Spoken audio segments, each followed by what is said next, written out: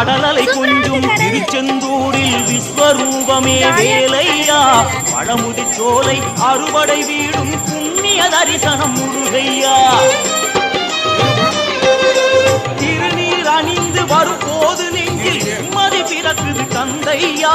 சுகனே சிவனார் மகனே உன்னை பாட பாட சுகமாகுதையா வேல் முருகா அரோகரா